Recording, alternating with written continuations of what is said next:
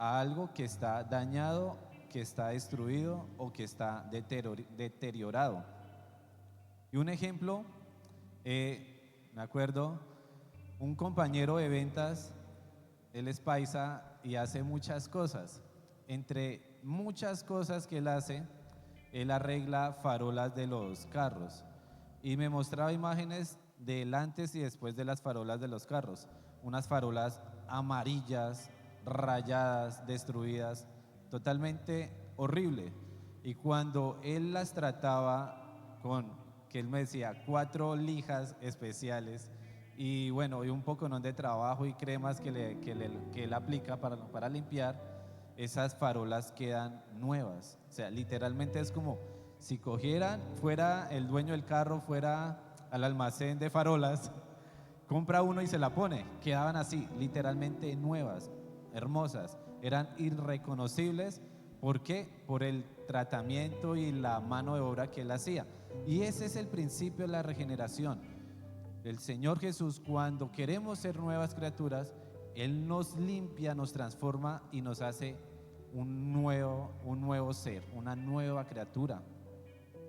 Pero antes de que el Señor Jesús haga todo ese cambio y toda esa obra tan maravillosa, ¿qué debo hacer? Si me acompañan a Salmos 51, versículo 10.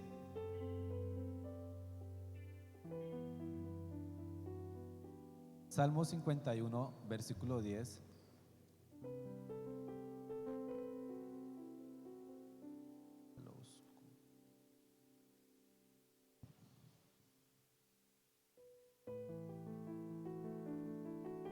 Dice así: crea en mí, oh Dios, un corazón limpio y renueva un espíritu recto dentro de mí.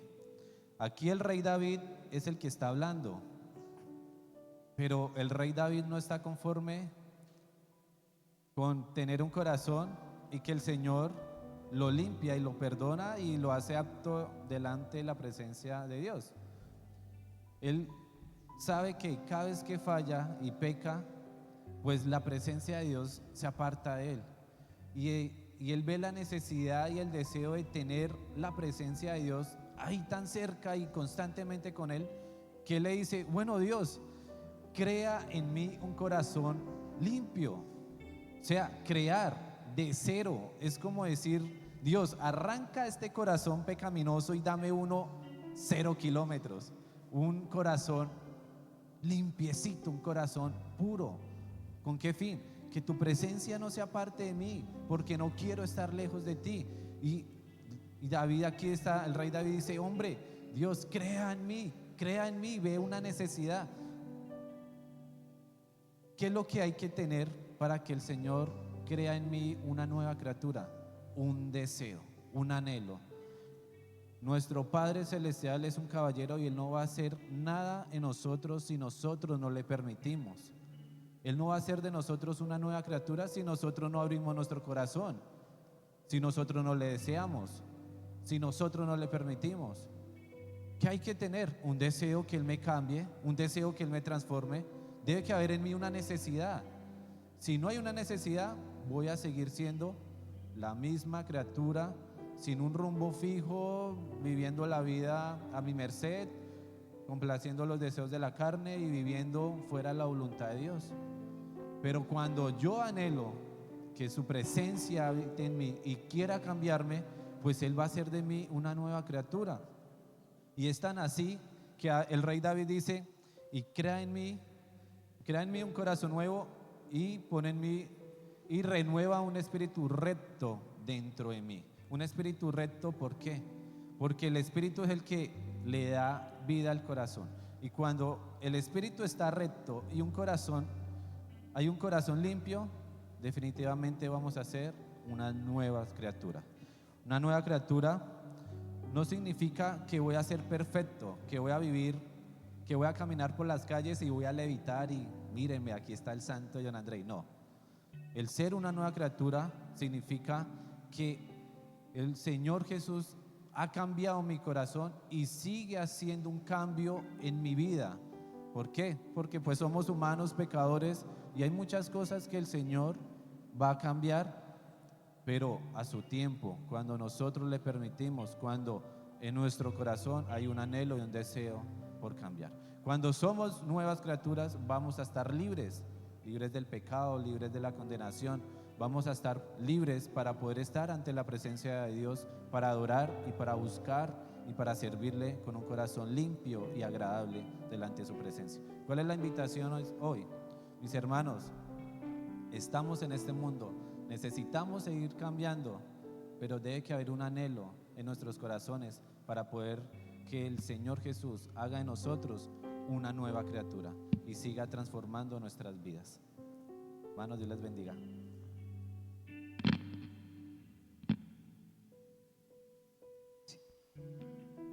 ¿Qué tal si nos colocamos sobre nuestros pies, hermanos, esta mañana? Y le decimos: Señor, gracias, Padre. Gracias por este día, Señor, que tú nos has dado, bendito Dios. Gracias por esta mañana, Señor, que tú nos permites tener, Señor. Gracias, Padre, porque tú eres fiel, Señor. Porque tú eres bueno, Señor, y en esta mañana nos das un nuevo aliento de vida, Señor. Y en esta mañana, Señor, aquí venimos delante de tu presencia, Dios, agradecidos, Señor, contigo, Dios, tu misericordia. Agradecido, Señor, por tu gracia infinita, Dios. Gracias, papá Dios, porque tú nos amas como nadie más, oh Dios. Gracias porque tú nos amas, Señor, incondicionalmente, oh Dios. Y en esta mañana, Señor, podemos descansar en tus promesas, Señor. En esta mañana podemos descansar en tu bondad, en tu misericordia, Señor. Podemos descansar en tu fidelidad, oh Dios. Y en esta mañana podemos decirte, oh Dios, gracias porque tú sigues siendo fiel con nosotros, oh Dios. Tú sigues siendo bueno con nosotros. Y no queremos ser iguales, Señor. Queremos que tú renueves, que tú sigas cambiando nuestras vidas, Señor. Que en esta mañana, Señor, tomes todo lo que somos, Señor. Dígale, Señor, toma en esta mañana mi corazón, toma en esta mañana mi vida, Señor, y renueva en mí, oh Dios. Crea en mí, oh Dios, un corazón nuevo, un corazón limpio para ti, Señor. Queda en nuestros corazones, Señor, ese deseo de adorarte, Señor, de agradarte cada día más, Señor, de bendecirte, Señor, de honrarte, Jesús. Dile conmigo así: renuévame, Señor Jesús. Ya no quiero ser igual. Renuévame, Señor Jesús. Pon en mí tu corazón. Y porque todo lo que hay dentro de mí necesita ser cambiado, Señor. Porque todo lo que hay dentro de mi corazón necesita más de ti. Sí, Señor. Dile, Señor: renuévame, Señor Jesús. Ya no quiero ser igual. Renuévame, Señor Jesús. Pon en mí tu corazón.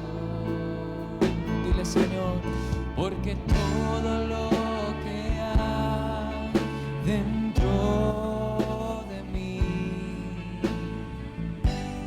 necesita ser cambiado, Señor.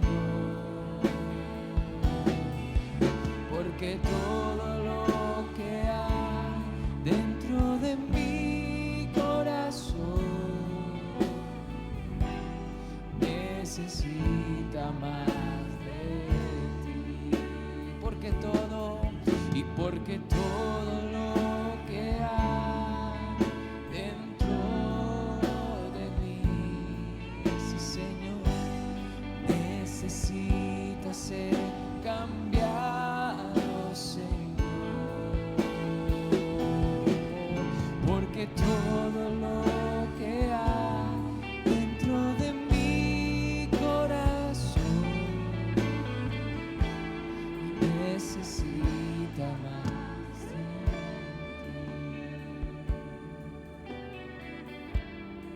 Una vez más dile: Señor, renuévame. Renuévame, Señor Jesús. Y ya no quiero ser igual. Oh Señor, renuévame, Señor Jesús. Pon en mí tu corazón, porque todo lo que hay dentro de mí necesita ser cambiado, Señor, porque todo lo que hay dentro de mi corazón necesita más de ti. Dile: Señor, porque todo lo que hay dentro de mí, sí, Señor, necesita ser cambiado, Señor, porque todo lo que hay dentro de mi corazón necesita más de mí. Necesita más de mí. Oh, necesita más de ti. Te necesitamos, Jesús. Dile: Señor. Dile: Señor, en esta mañana mi corazón necesita más de ti, Señor. Necesitamos de tu presencia en esta mañana, Señor. Aquí estamos en esta mañana para que tú tomes nuestras vidas, Señor, para que nos hagas libres, Señor, y con todo nuestro corazón poder exaltarte, Señor, y con toda nuestra vida, Señor, poder adorarte, Señor, porque todo lo que hay en nuestro corazón te anhela y te desea, bendito Dios, porque toda nuestra vida, Señor, necesita más de ti, Señor. Todo lo que somos es tuyo, Señor, y hoy cantamos de esa libertad que tú nos has dado, Señor, y cantamos de ese amor que tú has derramado para nuestras vidas, Señor Jesús. Sí, sí. Hermanos, buenos días. Que el Señor les bendiga. Vamos a aprender un himno nuevo. No lo hemos cantado, pero queremos que usted se lo aprenda, que lo cante. Y el himno habla de lo mismo que comentaba John al comienzo, de la libertad con que Cristo nos ha hecho libres. Una vez recibimos a Cristo en el corazón, pues ahora nuestro estado es un estado de libertad. El himno dice: libre estoy, por la gracia de Jesús, libre estoy. Y la segunda frase del coro dice: libre estoy, aleluya, por la fe libre estoy. Cantemos un poquito, vamos a cantar un poquito el coro para que usted lo aprenda.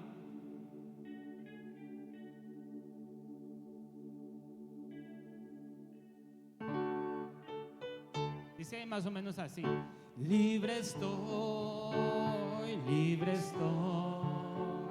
por la gracia de Jesús, libre estoy. Cantemos otra vez eso. 1, 2, 3. Libre estoy, por la gracia de Jesús, libre estoy. Y luego dice: libre estoy, libre estoy. Aleluya, por la fe, libre estoy. Otra vez, libre estoy, libre estoy. Por la gracia de Jesús, libre estoy, libre estoy, libre estoy. Aleluya, por la fe, libre estoy. Vamos a hacer esto. Las mujeres van a decir, libre estoy. Y los hombres le contestan de la misma manera, libre estoy. A ver, las mujeres. 1, 2, 3. Los hombres, libre estoy. Eso. Y luego dicen las mujeres, libre estoy. Y los hombres le contestan, libre estoy. Hagámoslo todo. 1, 2, 3. Libre estoy, libre estoy. Y todos decimos, por la gracia de Jesús, libre estoy. Y lo repetimos, libre estoy, libre estoy. Una de las mujeres que me ayuda, yo no sé.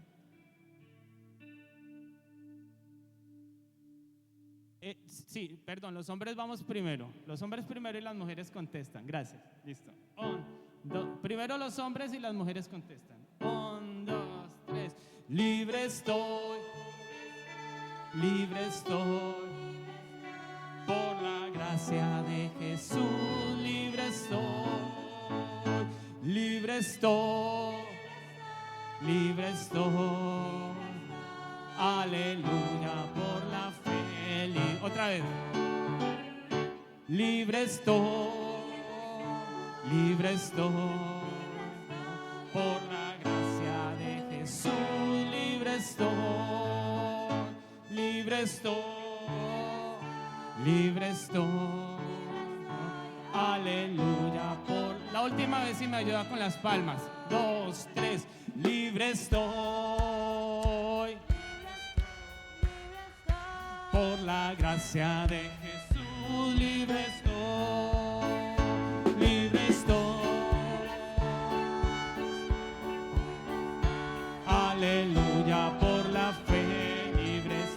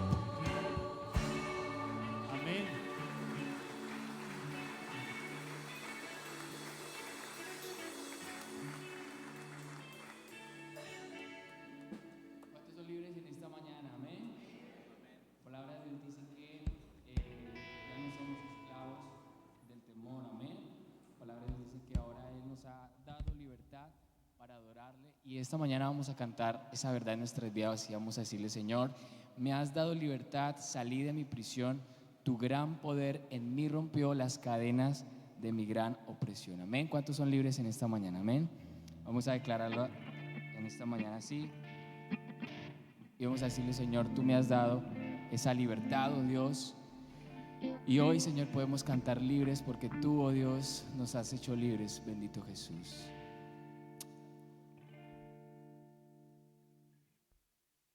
Vamos con nuestras palmas así.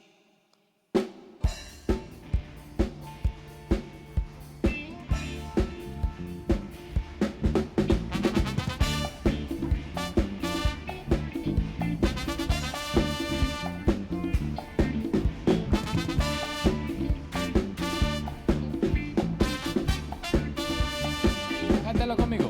Me has dado libertad, salí de mi prisión, tu gran poder en mí rompió las cadenas de mi gran opresión. Me has dado salvación, cautivo ya no soy, no vivo más en condenación, he sido libre por tu gran amor. Libertad me has dado, libertad de mis cadenas, libertad, soy esclavo, soy tan libre, puedo casi volar. Libertad me has dado, libertad de mis cadenas, libertad, no soy esclavo, soy tan libre, puedo casi volar.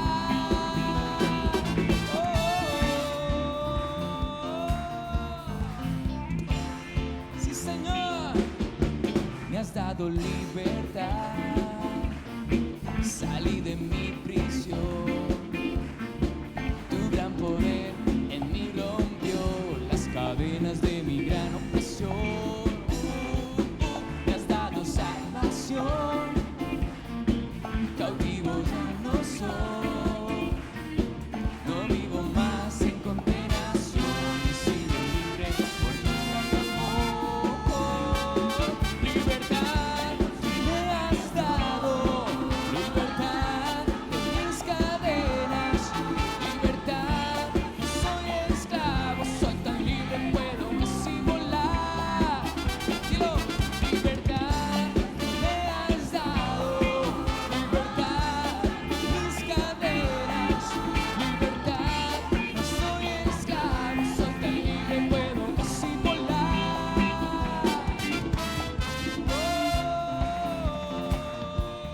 Sí, Señor,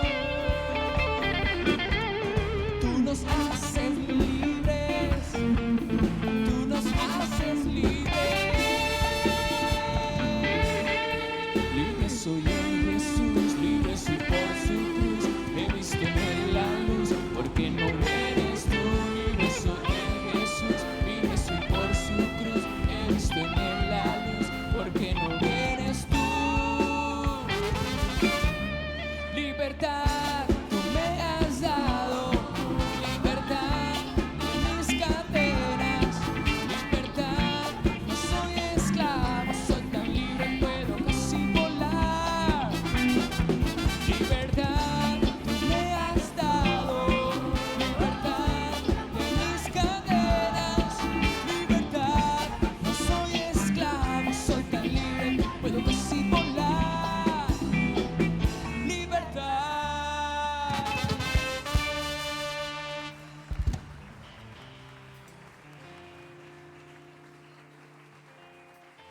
Yo leía al comienzo el libro de Romanos, el libro de Corintios, 2 de Corintios capítulo 5, versículo 17 leía, pero desde el 14, en el 14 él dice, creo que ahí está, él dice, porque el amor de Cristo nos constriñe pensando esto, que uno murió por todos, que si uno murió por todos, luego todos murieron, hablando acerca de lo que produce el amor de Cristo en nuestros corazones. Si Cristo murió por nosotros, nosotros morimos juntamente con Cristo al recibirle.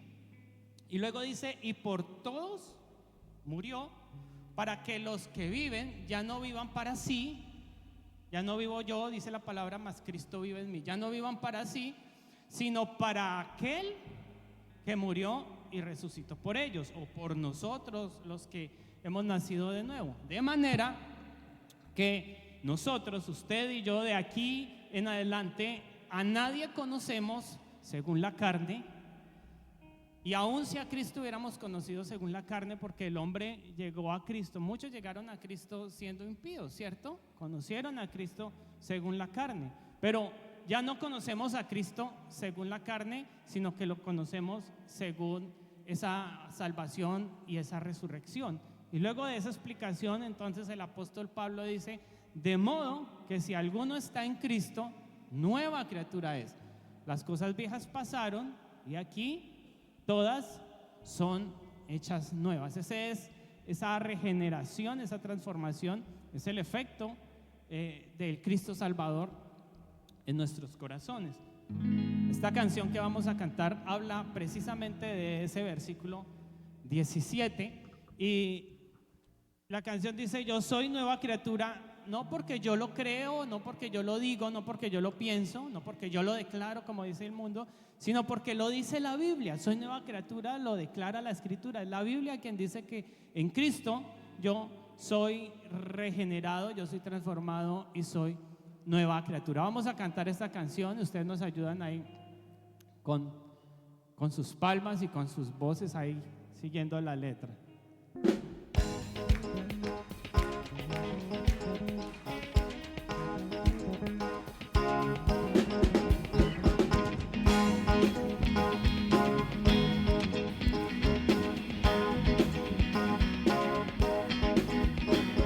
Soy nueva criatura, lo declara la Escritura.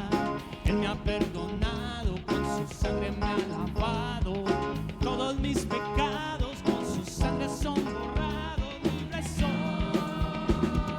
del pecado. Soy nueva criatura, lo declara la Escritura. Él me ha perdonado, con su sangre me ha lavado.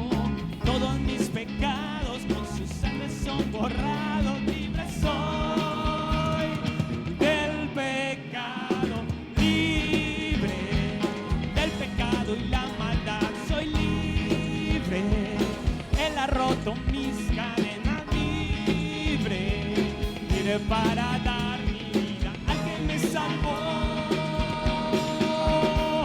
Libre del pecado y la maldad. Soy libre, y Él ha roto mis cadenas. Libre, libre para dar mi vida al que me salvó.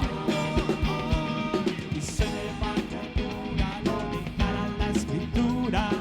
Él me ha perdonado, con su sangre me ha lavado. Todos mis pecados con su sangre son borrados. Libre soy del pecado. Soy nueva criatura, lo declara la Escritura. Él me ha perdonado, con su sangre me ha lavado. Todos mis pecados con su sangre son borrados. Libre soy del pecado, libre del pecado y la maldad. Soy libre, y Él ha roto mis cadenas. Libre, libre para dar mi vida al que me salvó. Oh, oh, libre del pecado y la maldad. Soy libre, Él ha roto mis cadenas. Libre, libre para dar mi vida al que me salvó. Señor, gracias por tu salvación. Gracias porque nos has rescatado del infierno y del pecado, y hoy por tu gracia, Señor, somos transformados, somos nuevas criaturas, Señor, como dice este pasaje de tu palabra y como lo cantamos ahora. Bendito Dios. Soy nueva criatura, lo declara la Escritura. Soy nueva criatura. Repítalo conmigo. Y soy nueva criatura, lo declara la Escritura.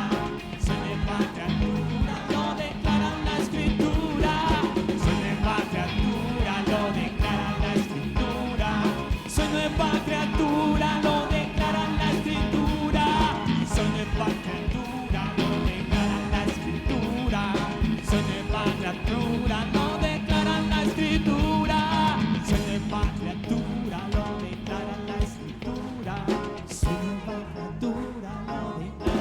escritura, libre del pecado y la maldad. Soy libre, quien ha roto mis cadenas, libre, libre para dar mi vida a quien me salvó.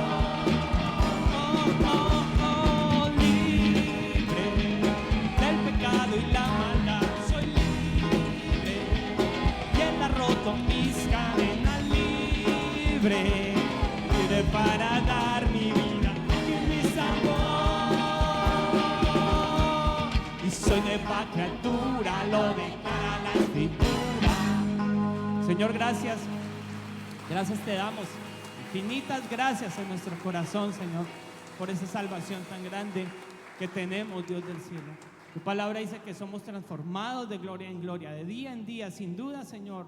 Cada día necesitamos que la obra renovadora de tu Santo Espíritu transforme nuestros corazones y nuestros pensamientos en Cristo Jesús. Ayúdanos cada día a vivir para ti, Señor. Ayúdanos cada día a luchar contra el mundo y el pecado que nos rodea, Señor. Ayúdanos cada día, Señor, a acercarnos a ti, a luchar por esa salvación tan grande, con temor y con mucho temblor, Padre, y abrazar esa gracia perdonadora, abrazar esa gracia justificadora, abrazar esa gracia redentora con que nos has alcanzado y que nos permite esta mañana estar aquí para levantar nuestros corazones, nuestras vidas, nuestras voces y decir que somos libres por tu gracia y por tu perdón. Al Rey de los Reyes, al Dios infinito, al que es soberano, al gran yo soy, al principio y el fin, al eterno, toda la gloria, toda la honra por los siglos de los siglos en esta mañana. Amén, amén y amén. Salga ahí de su silla y salude a los que tienen cerca, hermanos, que el Señor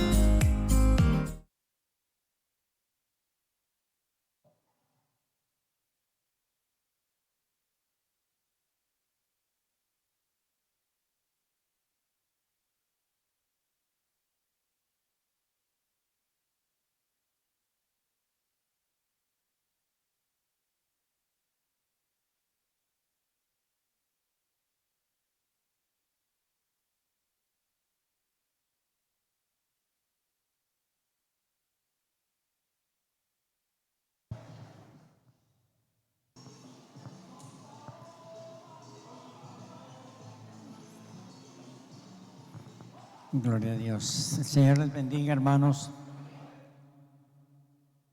Yo estoy en modo oración por Colombia. Desde hace días estoy en eso. Y para la ocasión quiero que leamos la primera carta a Timoteo, capítulo 2 de primera carta a Timoteo, de Pablo a Timoteo.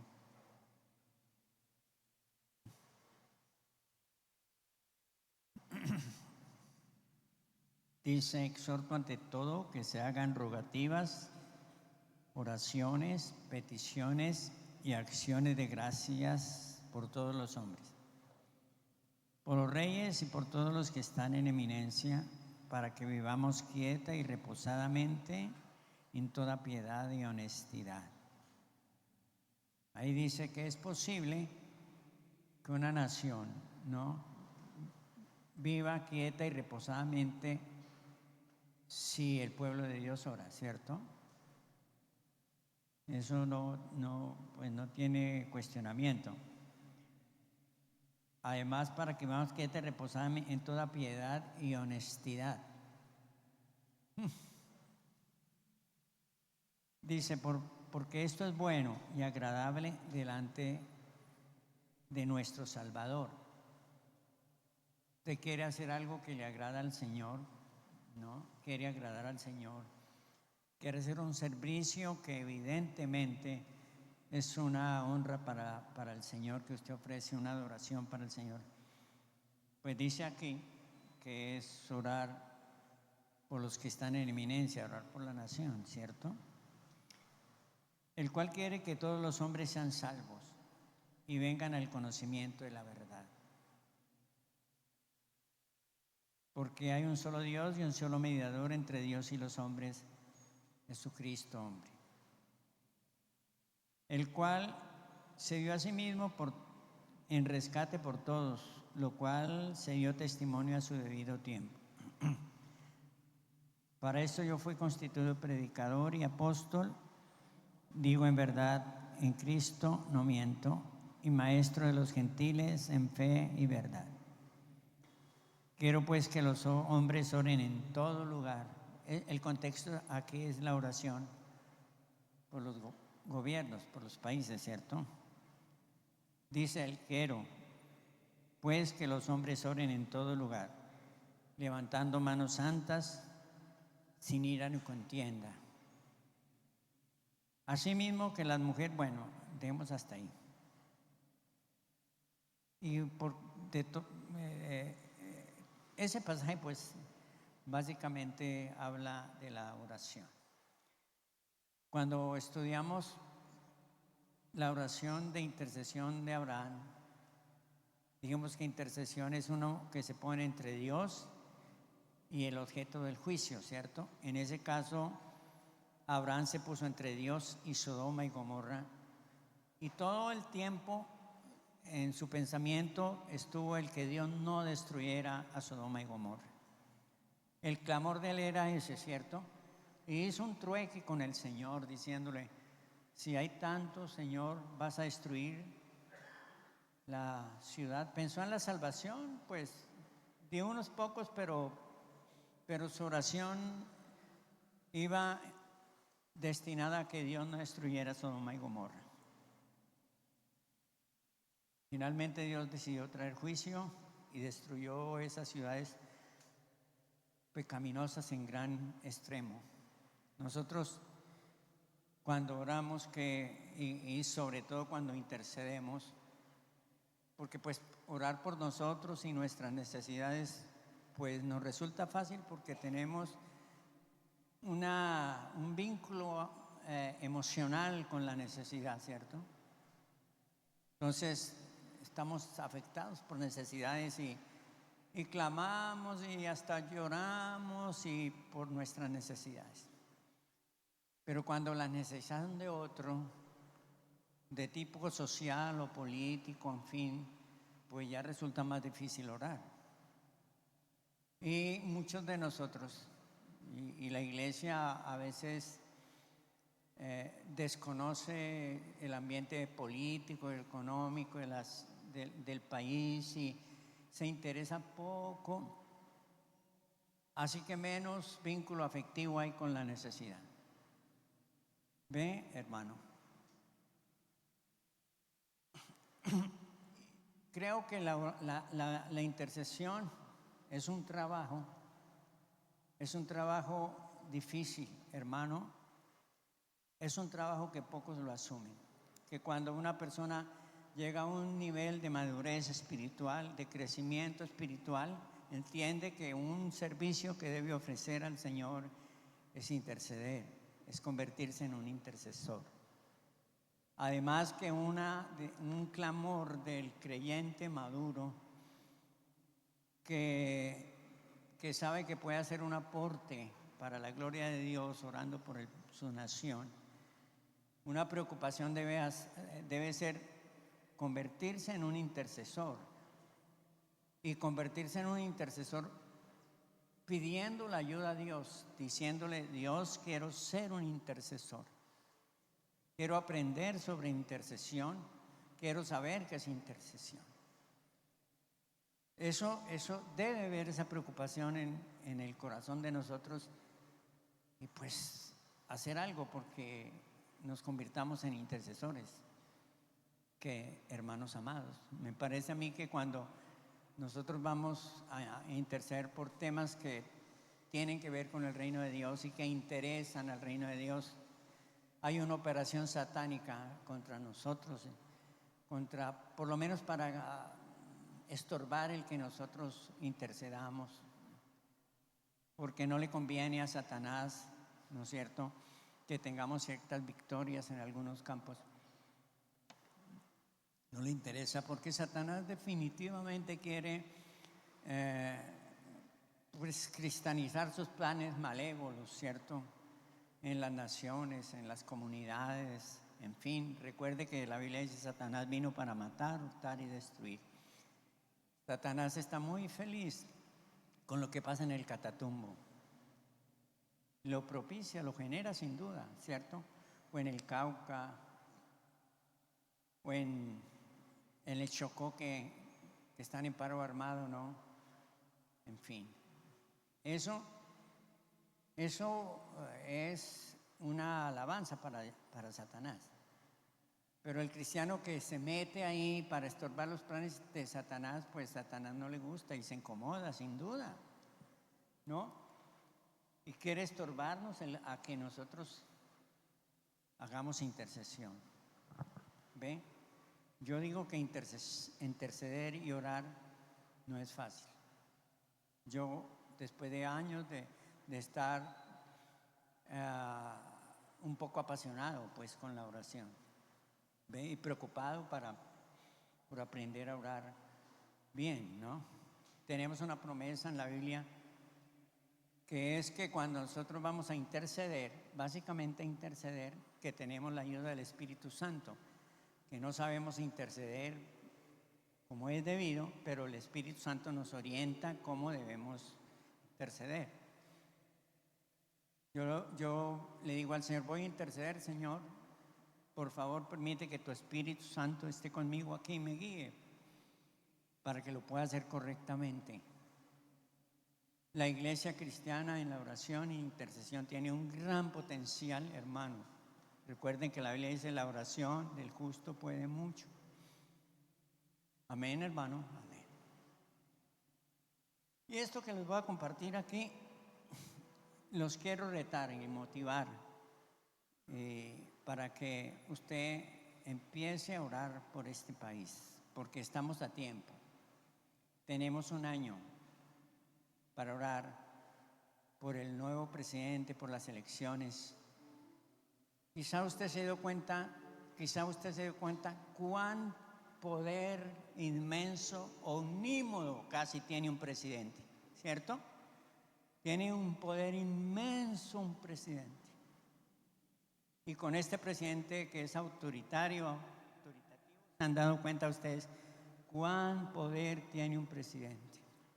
Que finalmente un país está en las manos del presidente, hermano. Mire por usted Estados Unidos, mire a Donald Trump, país tan poderoso como ese, y él con su guerra comercial, como pues ha conmovido el mundo entero, asustado países, como haciendo pues unas políticas que a mi parecer me parecen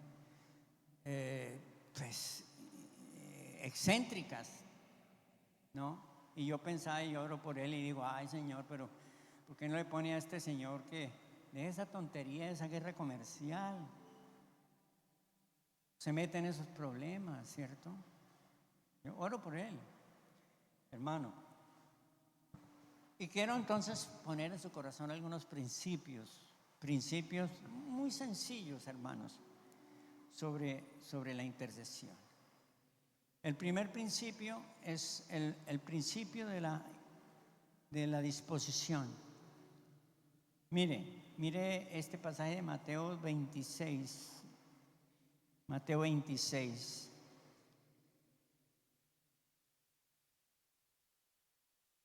Mateo 26, versículo 36.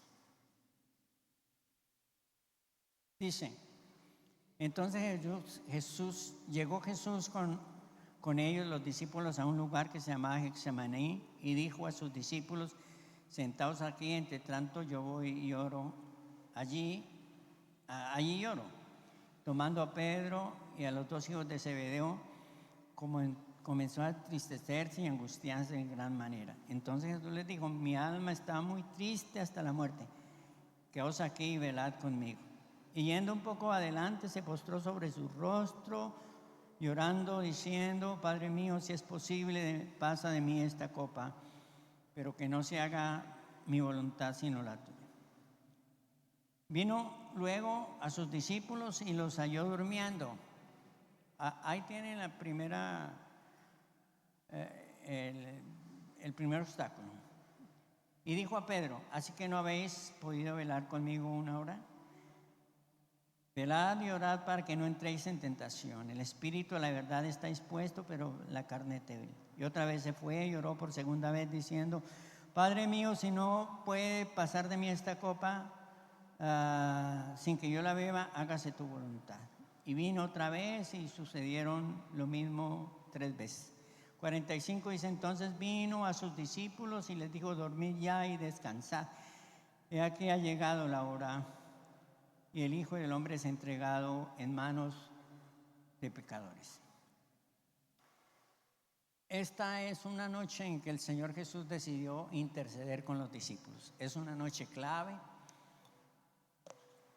Recuerde que cuando Él fue a escoger los discípulos, oró toda una noche, porque era una noche clave, ¿cierto? Para recibir directriz de Dios, para saber quiénes iban a ser sus discípulos. Es una noche clave, porque Él va a enfrentar la cruz y sabe los padecimientos que le esperan, y va a enfrentar la cruz en su humanidad como cualquier hombre de nosotros, ¿no? Así enfrentó la cruz. Y tiene miedo, lógico, ¿cierto? Debería ser aterrador pensar en lo que le esperaba al Señor Jesús. Y Él dice: bueno, oremos por esa prueba. Hizo 3 grupos de oración. Dice que dejó 8 discípulos, ¿cierto? 9 discípulos en un lugar, luego se llevó 3 a otro lugar, y luego Él se fue solo a orar. Y dice la Biblia que cuando volvió, la primera hora de oración volvió, estaban durmiendo. Y Él les dijo: pero ¿cómo no han podido siquiera velar una hora? Y hay un principio mínimo de lo que puede ser oración en el devocional, ¿cierto? Digamos que un cristiano promedio debería orar siquiera una hora en su devocional. No es cierto, siquiera. Pero aquí no era orar una hora, no, aquí era orar 3 horas, siquiera 3 horas, ¿cierto? Y los encontró durmiendo, pues ellos están cansados, ¿cierto? El pasaje dice que Jesús entendió que ellos estaban cansados, que sus ojos, dice ahí, estaban cargados de sueño, dice. Y porque pues habían estado todo el día trabajando, en la noche estaban celebrando la Pascua, y después de la celebración de la Pascua se fueron a orar, tarde de la noche ya. ¿Ve? Esa misma noche Jesús fue entregado por Judas, hermano. Así que el primer obstáculo, hermano, para que ellos intercedieran fue su propia carne. Ese es un obstáculo para que nosotros mismos, nuestra propia carne, nuestra indisposición para hacerlo. Aquí es por cansancio. En Lucas dice, para no ir a Lucas dice que ellos no pudieron orar porque estaban muy tristes, muy tristes. Esa es otra dificultad a la hora que vamos a orar, las preocupaciones, ¿cierto? Las muchas preocupaciones nos estorban interceder. ¿Por qué? porque estamos tratando de arreglar los problemas nosotros. Y quizá usted escoge su lugar de oración y va a orar y su mente divaga tratando de arreglar el asunto, meditando en eso y un ratico ora y otro rato medita y no está angustiado y le impide orar eso con fluidez. Esa es indisposición de su carne, ¿cierto?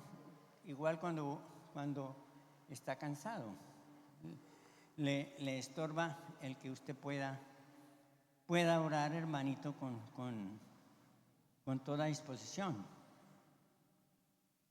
Y a veces son los proyectos que tenemos, los planes que tenemos.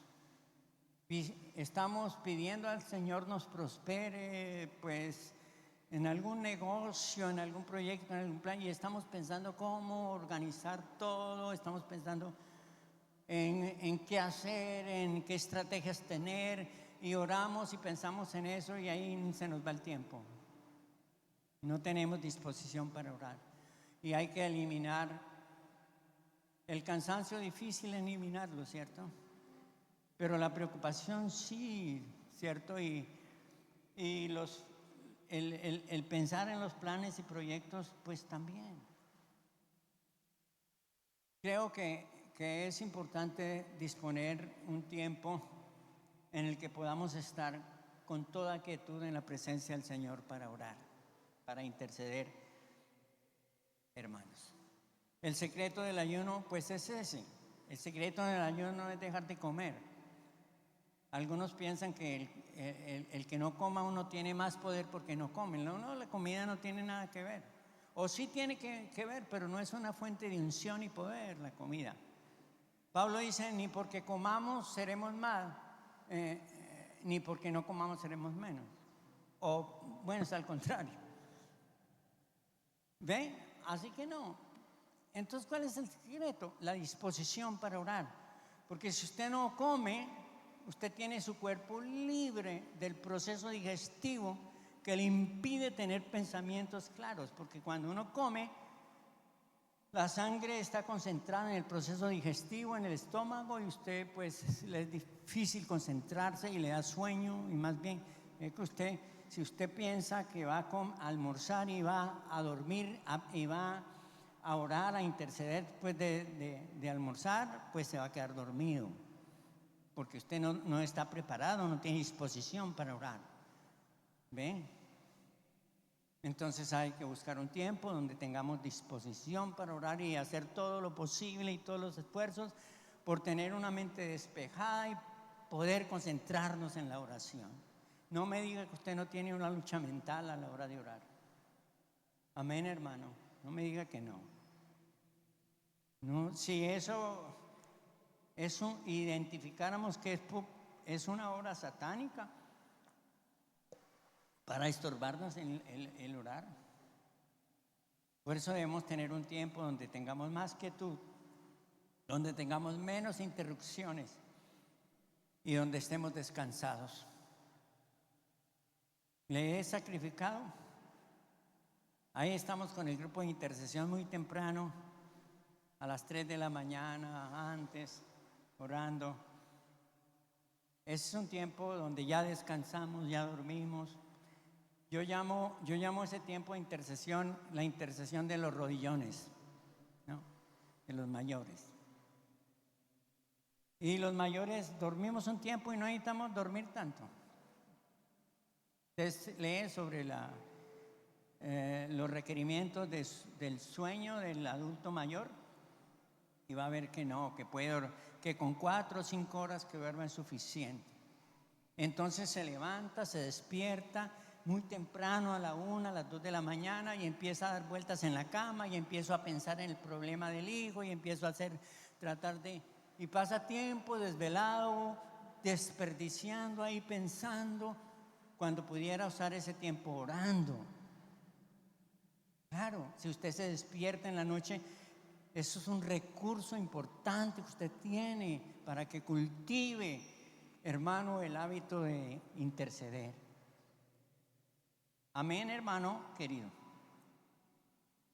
Así que es clave que usted tenga una preparación para orar. Ese es el primer principio. El segundo principio es el principio de la devoción. Y también en la oración de Jesús hay varios principios. También uno encuentra el principio de la devoción. O el principio del fervor, capítulo 24 de Lucas 44.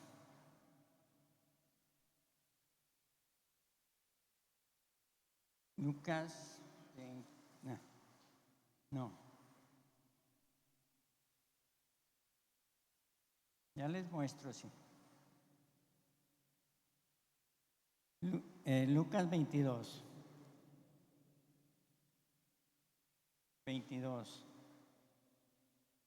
44.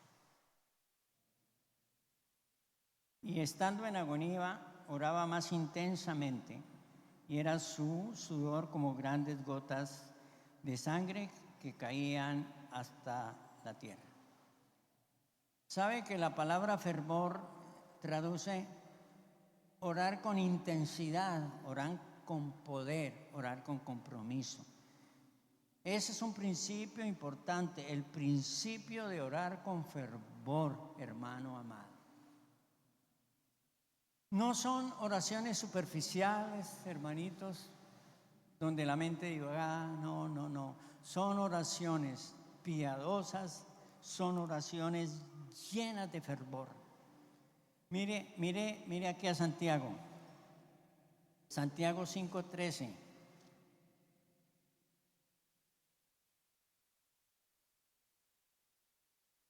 ¿Ahí lo tienen? ¿Está alguno entre vosotros afligido? Haga oración. ¿Está alguno enfermo? Cante alabanzas. Es el siguiente.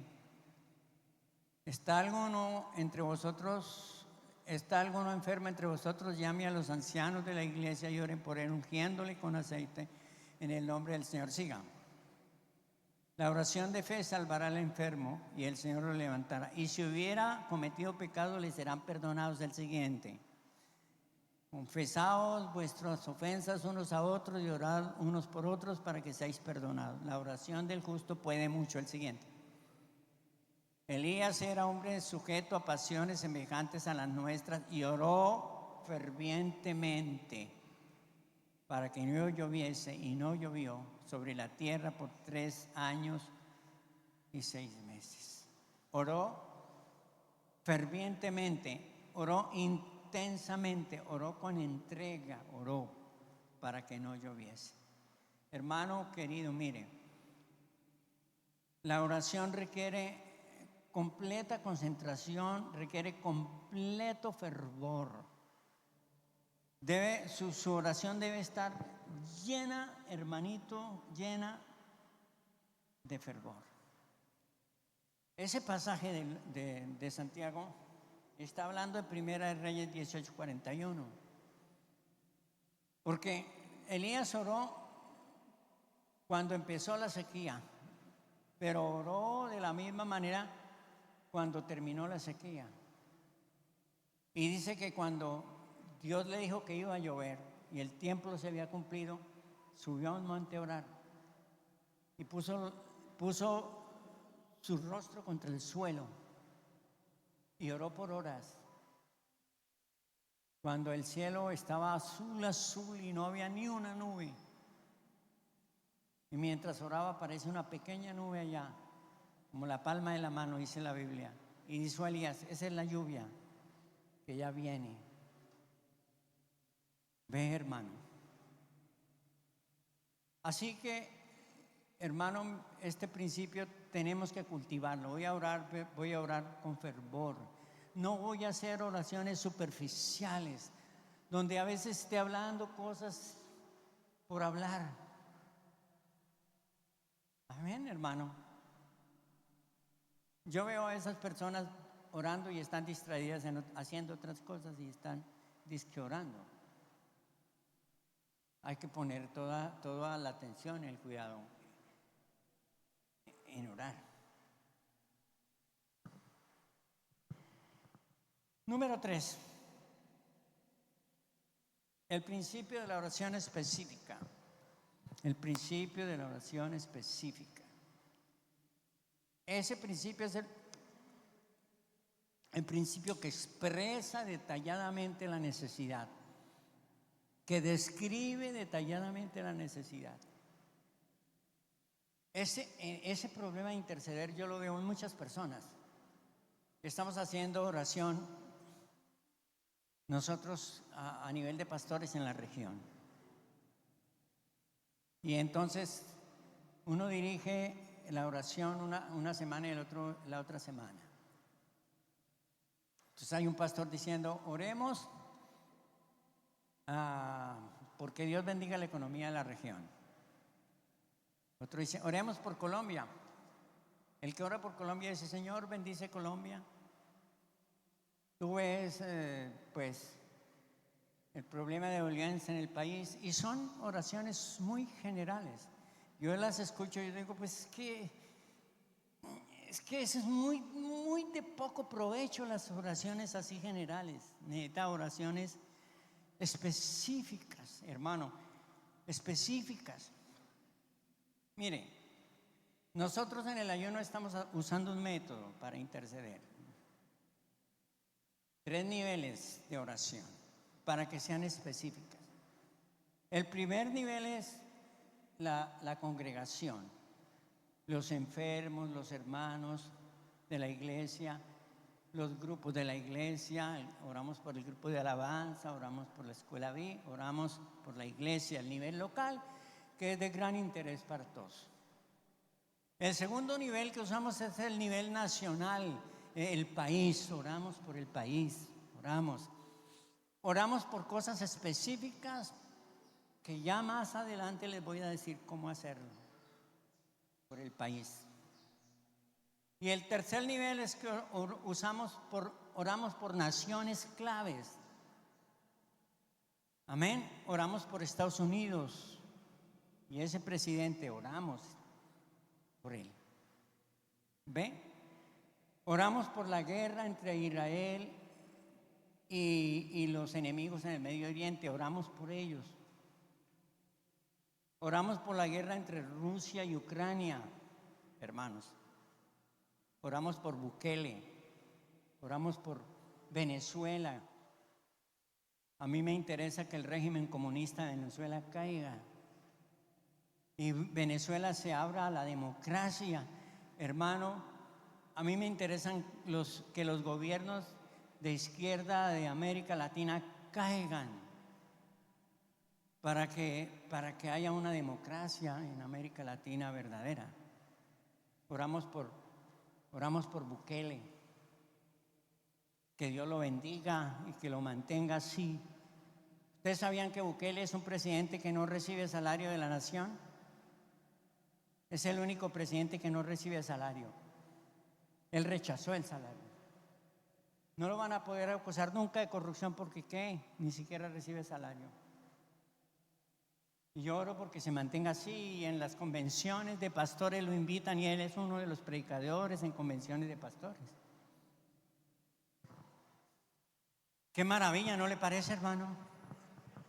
Y se levantan muchos enemigos, porque él está aplicando principios bíblicos a la gobernanza, los está aplicando, hermano.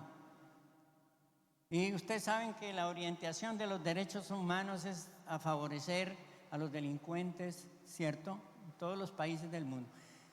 Y como Bukele encarceló a los angelitos, ¿no es cierto?, de las maras, pobrecitos niñitos allá, en lugar de estar en las calles gozando de la libertad, asesinando, matando, secuestrando. Esa es la visión de los derechos humanos, que es ridícula realmente y muy contraria a lo que dice la Biblia.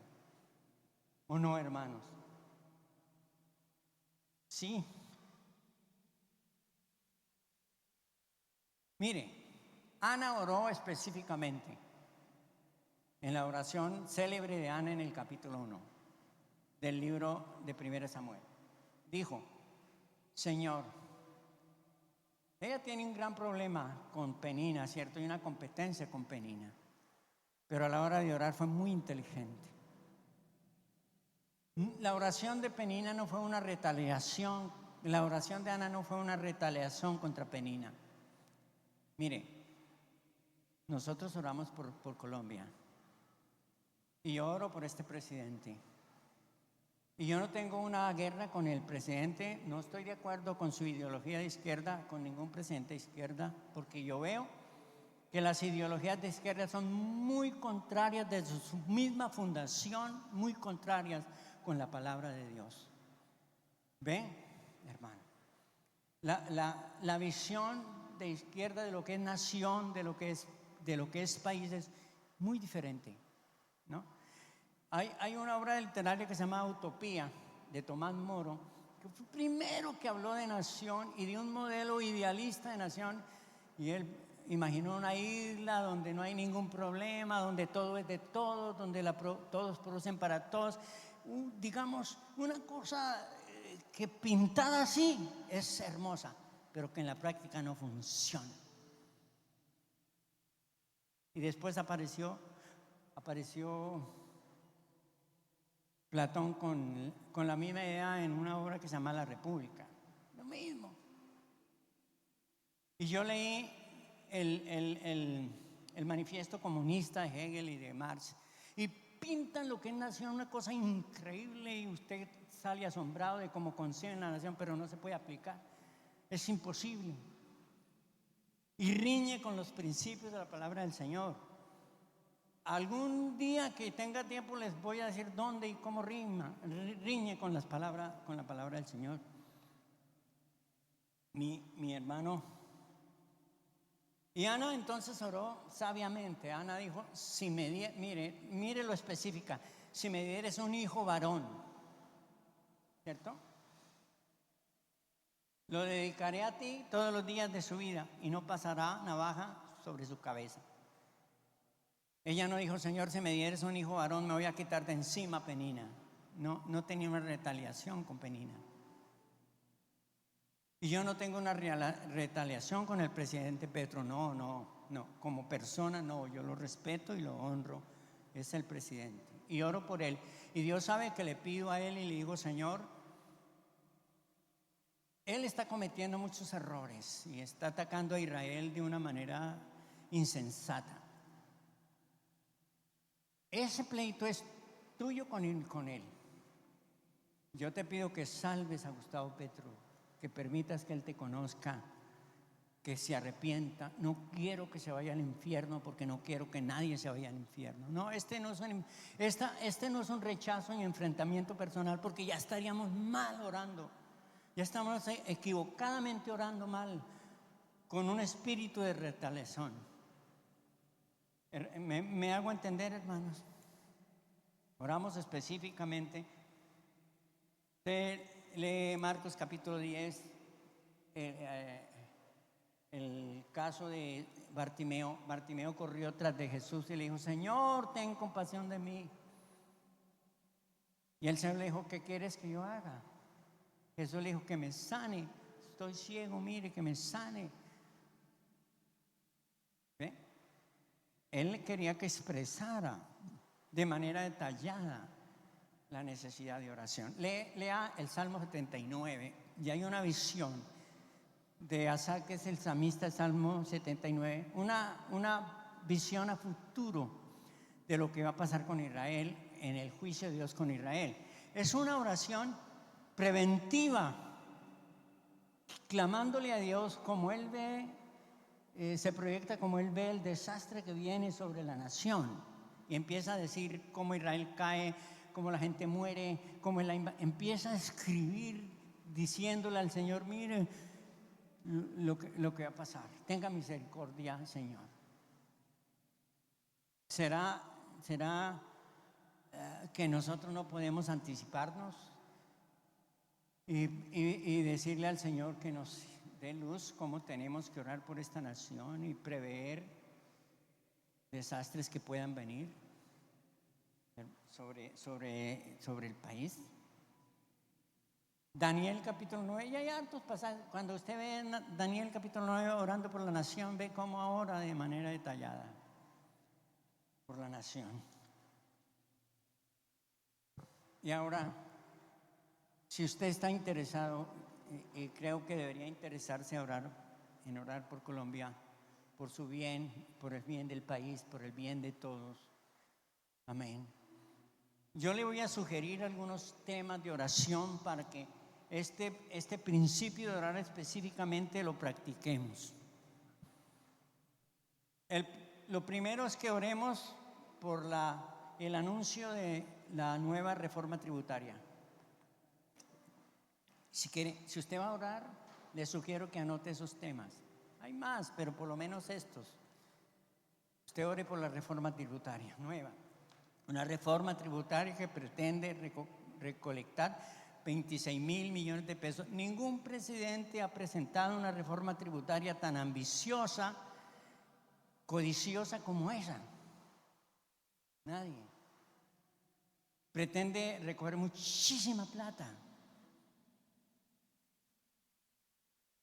Pues no quiero decir más para no de pronto molestar a alguno, pero mire, uno de los pilares de la reforma tributaria es poner impuesto a las iglesias. Nosotros somos exentos de impuestos y claro, queremos guardar el statu quo, queremos mantenerlos así. Yo pienso que hay iglesias ricas que tienen poder económico que pueden tributar al Estado. Y yo imagino que si eso se llega a convertir en realidad, seguramente se hará alguna estratificación. Pero ore, porque de alguna manera la reforma tributaria también lo afecta a usted, afecta a las empresas. Amén. Porque la única manera como los gobiernos financian el Estado y el gasto fiscal es a través de impuestos. No tienen otro método, no consiguen otro método, no consiguen otro método. ¿No? Usted viera cómo financian en Medellín el gasto del departamento con las gloriosas empresas públicas de Medellín, que son un activo. Hidroituango, por ejemplo, un activo para el departamento y para la nación, hermano. Número dos, porque usted le aconsejo que por el proyecto de sometimiento de la ley de sometimiento, la que se llama 2.0. Eso lo que pretende es como la ley, como la paz total ya fracasó con los grupos como el ELN y la FARC, el Clan del Golfo fracasó. Entonces, el presidente Petro, como parte dentro del marco de la política de paz, ¿no es cierto?, quiere firmar un tratado de paz que es abiertamente inicuo con los delincuentes que están en las cárceles.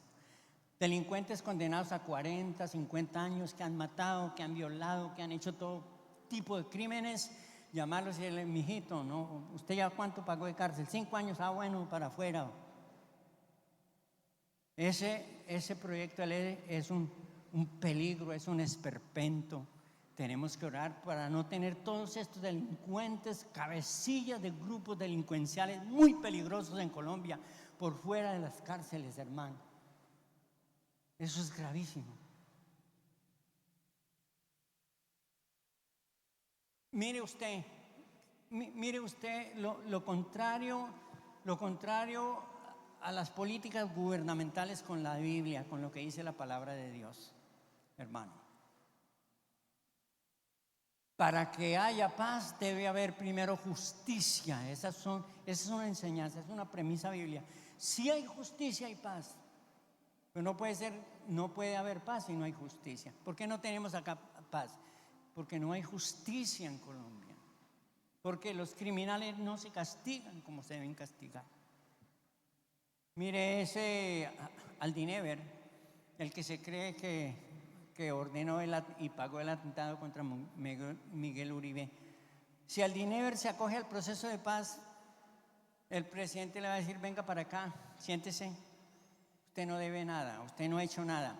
Le voy a dar una curul en el Senado, para que por 8 años usted esté en el Senado ganándose más de 50 millones de pesos, y le daré una camioneta blindada y le hará. Dígame si eso no es.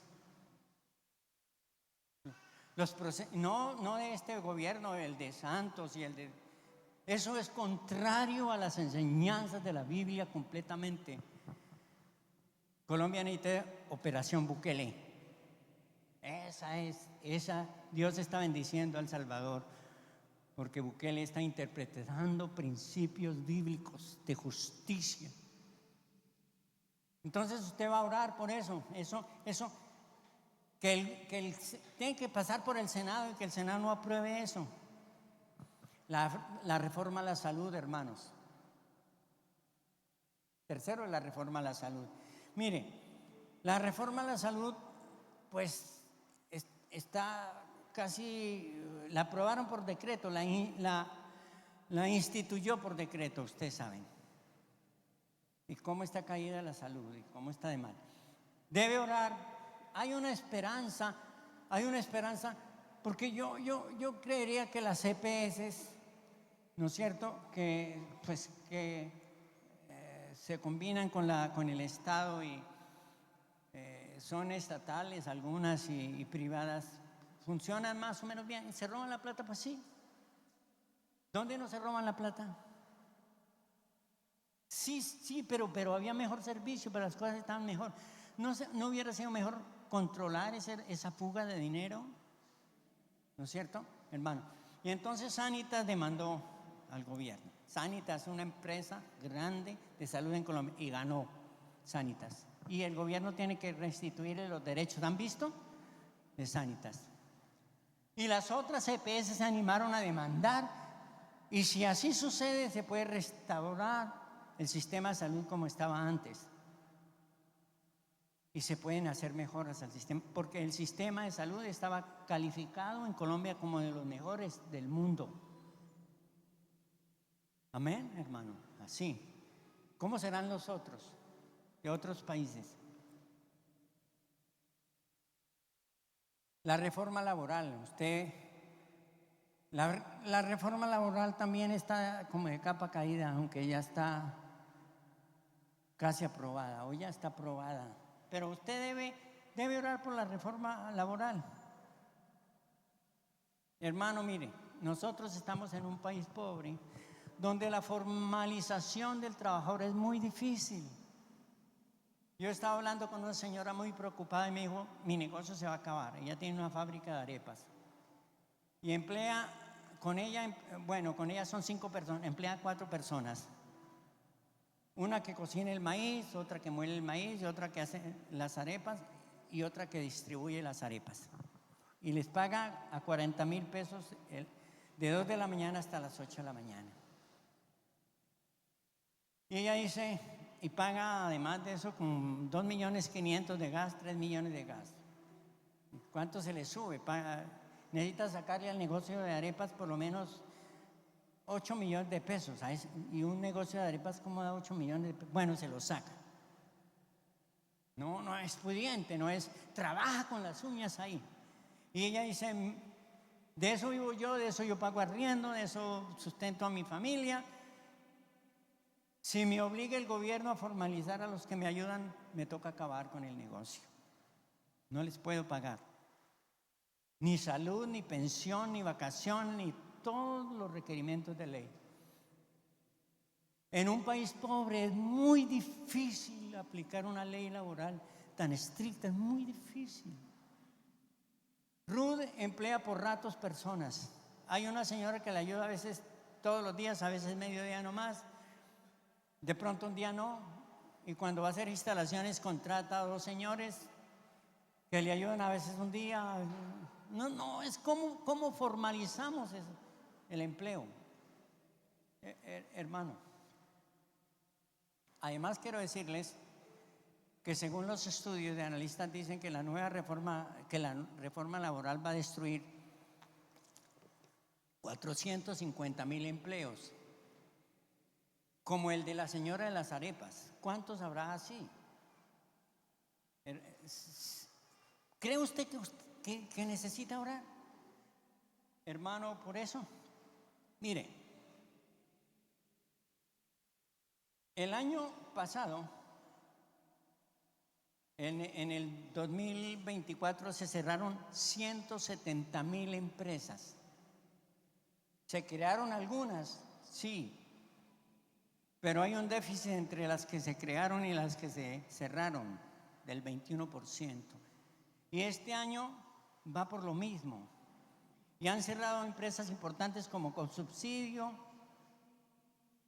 como General Motor, como Colchones Paraíso, como otras empresas importantes en Colombia han cerrado. Y hay algunas que anuncian cierres, como el Grupo Éxito, por ejemplo. Terrible, me parece. ¿Cree usted que usted debe orar? Tienda de Uno está siendo escrutada por el gobierno. Y escuché lo que dijo el dueño de Tiendas de Uno, que es del Grupo Santo Domingo, el presidente de Tiendas de Uno. Ellos dicen que si el gobierno empieza una persecución contra ellos, pues que van a tener que cerrar Tiendas de Uno. Tienda de Uno tiene todos sus trabajadores formalizados. Claro. Cometerá algunas cosas indebidas, como que le dijo a un trabajador que se quedara 10 minutos más o 20, o qué sé yo, cosas tontas. Hermano, mire, si usted lee el capítulo 2 de Tito, que regula la relación del trabajador con el obrero, la Biblia no apoya a los sindicatos, no apoya a los movimientos obreros que se levantan, no los apoya. Lo que enseña es que el trabajador debe ser honesto en trabajar y que debe sujetarse a los patronos. Hermano,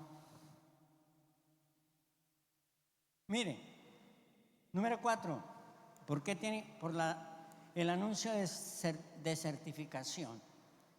La desertificación es una calificación que se le da a aquellos países productores de droga. Y de acuerdo a la cooperación que tenga con Estados Unidos en cuanto al control de drogas, se le da una calificación. Colombia no colabora porque tiene mucho más hectáreas de sembradas y lo van a desertificar, seguro. ¿Y qué es eso que trae? ¿Y qué importa? ¿Cómo que qué importa?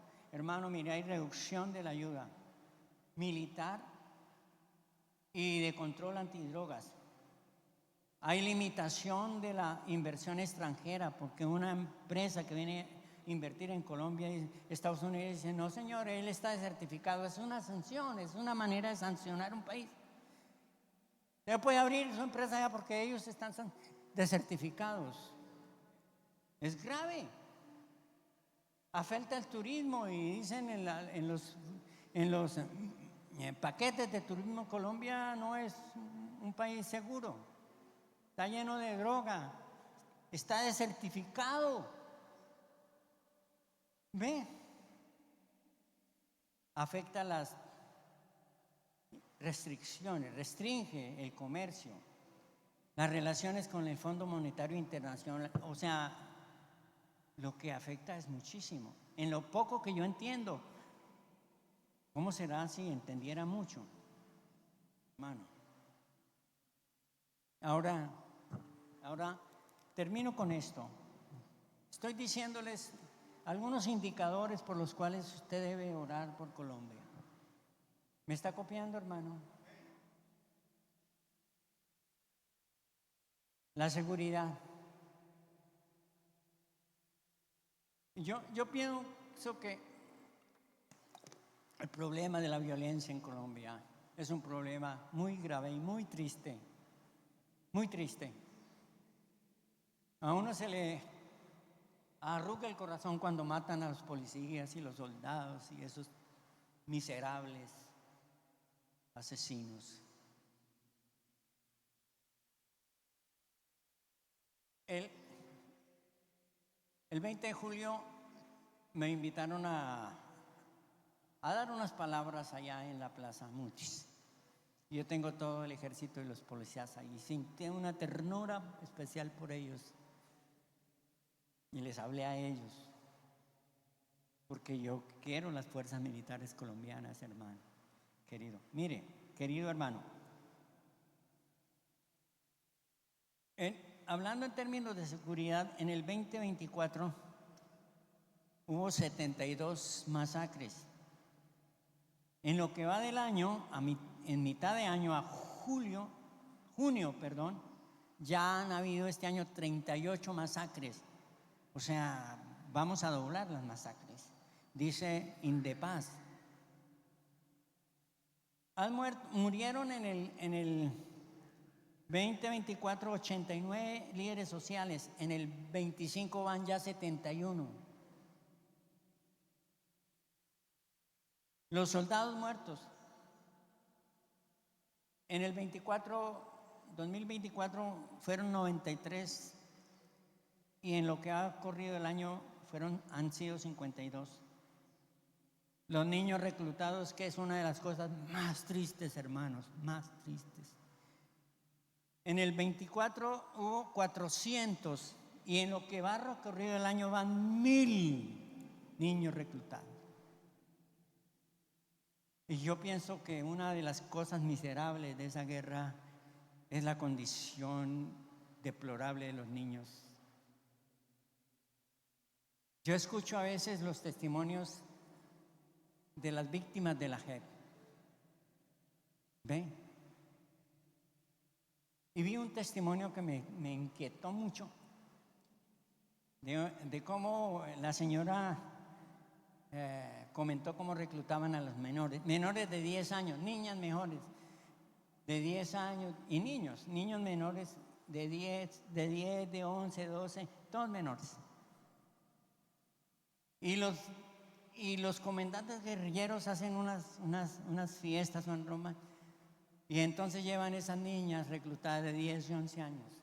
Y la senadora Sandra Ramírez, compra ropa interior a esas niñas, brasieres y panties, y les hace quitar la ropa y ponerse eso, y les hace desfilar a esas niñas. Pues ¿qué pueden mostrar una niña esa? Desfilar delante de todos esos guerrilleros medio borrachos. Es asqueroso, es triste oír contar estas historias, hermanos. Y luego le empiezan a dar a cada comandante una de esas niñas. Y cuenta ella que tenía 11 años que se la dieron a un comandante, a Oti Patiño. Y la violó toda la noche, a una niña de 11 años. Toda la noche la violó. Y al otro día no podía caminar esa niña. Y al siguiente noche la violó otro. Y al siguiente la violó otro. Yo lloré oyendo ese testimonio, hermano, de la condición tan miserable. Amén, hermano. ¿Cree usted que debemos orar? Y Sandra Ramírez, dígame si no es injusto, dígame que no es injusto que Sandra Ramírez está en el Senado ganando toda esa millonada después de haber hecho todos esos crímenes, hermano. Oti Patiño es el comisionado para la paz después de haber hecho todas esas violaciones y crímenes. ¿Cómo es posible, hermano, que no haya justicia? ¿No le parece, hermano? Es indignante. Por eso los procesos de paz son una burla, hermanos, son una burla. Y homicidios. En el 2024 hubo 12.752 homicidios. En lo que va corrido del año a junio van 6.642 homicidios. grupos armados. Tienen presencia en 24 de los departamentos, de los 31, tienen presencia en 24, casi más de la mitad del país. Tienen presencia de los, ¿cuántos son los municipios? 1103 municipios.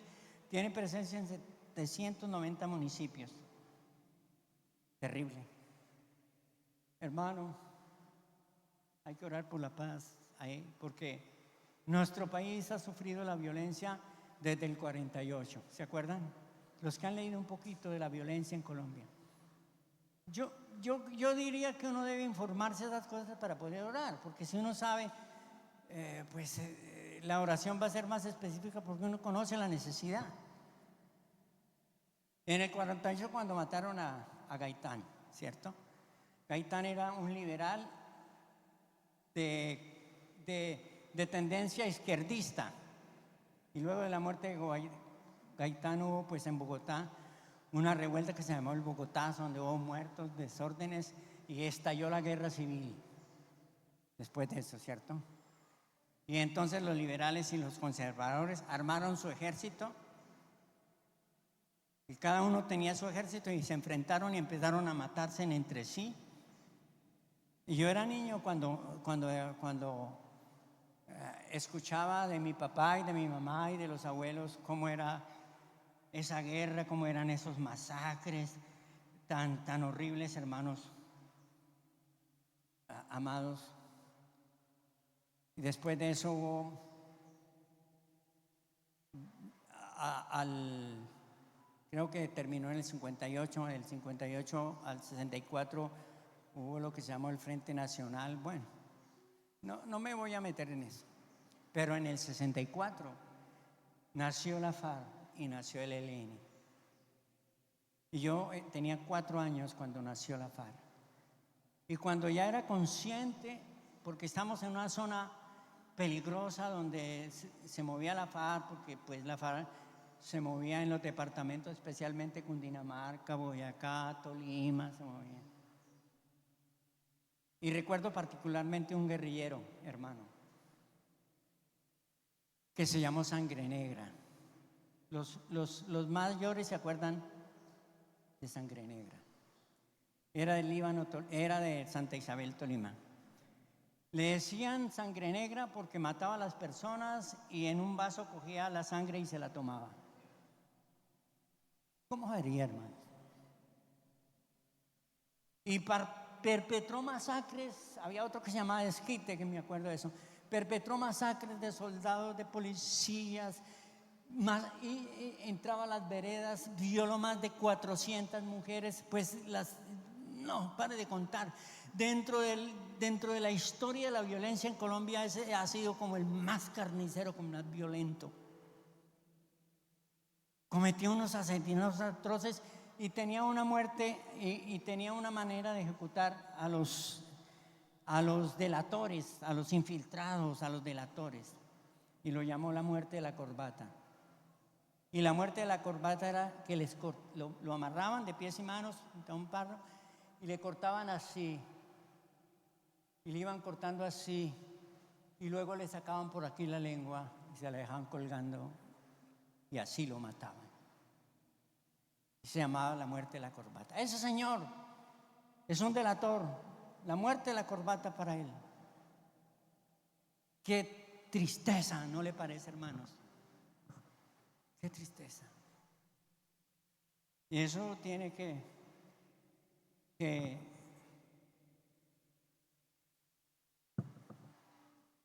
enseñarnos que tenemos que orar por este país, que no podemos seguir así. Amén. Bendito Dios y Padre Santo, estamos esta mañana en tu presencia, dándote gracias, Señor, por tu santa palabra. Y también quisiéramos decirte que queremos ser instrumentos en tus manos, instrumentos de oración y clamor en tus manos, bendito Dios. Por este país, bendito Señor, por todas estas necesidades que tenemos, Señor del cielo. Yo te pido que, Señor, tú nos hagas instrumentos en tu santísima mano y te podemos ser útil y podamos levantar un ejército de intercesores en este país, Señor, para cambiar las costumbres de esta nación. Trae sobre la iglesia un avivamiento, trae sobre los hermanos un avivamiento. Levanta de tu pueblo intercesores. Haznos entendidos de los tiempos que vivimos, Señor. Enséñanos para tener un compromiso, Señor, con este país. Muchas gracias, Señor. En nombre de Jesús. Amén. Vamos a recoger la ofrenda.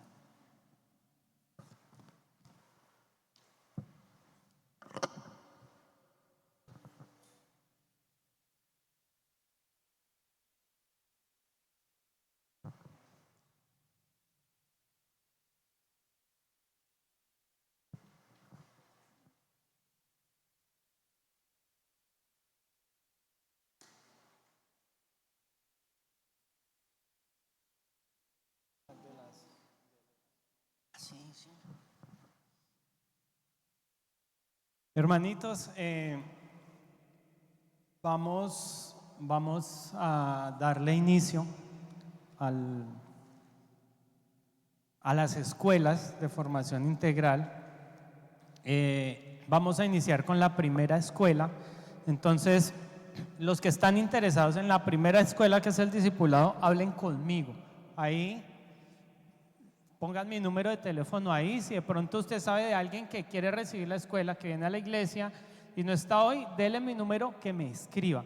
Los que están en el grupo familiar y el líder puede dar la escuela, pues es responsabilidad del líder. Pero hay algunos que no van a los grupos y que vienen a la iglesia, y ya hay varios interesados. Entonces, hable conmigo para que, si es posible, podamos empezar quizá la otra semana. Ya luego vamos a coordinar cómo vamos a dar las otras 3 escuelas. Son 4 escuelas. La idea es que podamos, ojalá, hacer grupos para dar ese proceso de formación. La Cruzada Cristiana, y lo digo con orgullo, pero también con humildad, la Cruzada Cristiana tiene uno de los procesos de formación más completos en las iglesias. En cuanto a las escuelas son sencillas, son cortas. Hay iglesias que tengo un amigo que entró a una iglesia para poder tocar, tuvo que hacer 16 escuelas o 16 libros, llamémoslo así. Nosotros solamente tenemos 4 y está compilado ahí pues toda la doctrina de la Biblia. Y la segunda fase es el Instituto Bíblico. También hay algunos hermanos que me han preguntado por el Instituto Bíblico. El Instituto Bíblico es un proceso de formación que no es formal, es informal, es propio de la iglesia, está avalado y dirigido por la Universidad de la Cruzada Cristiana, pero lo certifica la Iglesia Cruzada Cristiana. No tiene una certificación del Ministerio de Educación o algo así, es propiamente ministerial y no formal. Sin embargo, las misiones se han adherido a nuestro Instituto Bíblico para educar a sus pastores. Yo tengo pastores de asambleas, tengo pastores de la Cuadrangular, tengo pastores de la Panamericana viendo el instituto con nosotros, y hermanos de otras iglesias en otros municipios. Entonces, si usted quiere ver el instituto, si usted quiere estudiarlo, todavía estamos a tiempo. El semestre empieza más o menos la segunda semana de agosto. Estoy haciendo matrículas. El valor de la matrícula son 330,000 pesos. Y a partir de este semestre ya no se van a entregar libros en físico. Venían entregando libros en físico, pero eso pues es un costo muy alto para el instituto. Entonces se van a empezar a manejar digitales. Si el estudiante los quiere imprimir para poder hacer el estudio, lo puede hacer, pero vamos a empezar a manejar los libros en PDF, en formato digital. Si está interesado en el Instituto Bíblico, hable conmigo, todavía estamos a tiempo para hacer la matrícula. Y quedo pendiente de los hermanos que están interesados en el discipulado. Dios les bendiga. Hermanos, les recuerdo que el próximo domingo vamos a celebrar la marcha, vamos a salir a la marcha todas las iglesias de Mariquita. A las 3:30 nos vamos a encontrar aquí. No se comprometa con nada, hermano, porque pues la iglesia cristiana en Colombia va a dar un impacto en todo el país. Entonces se va a dar cuenta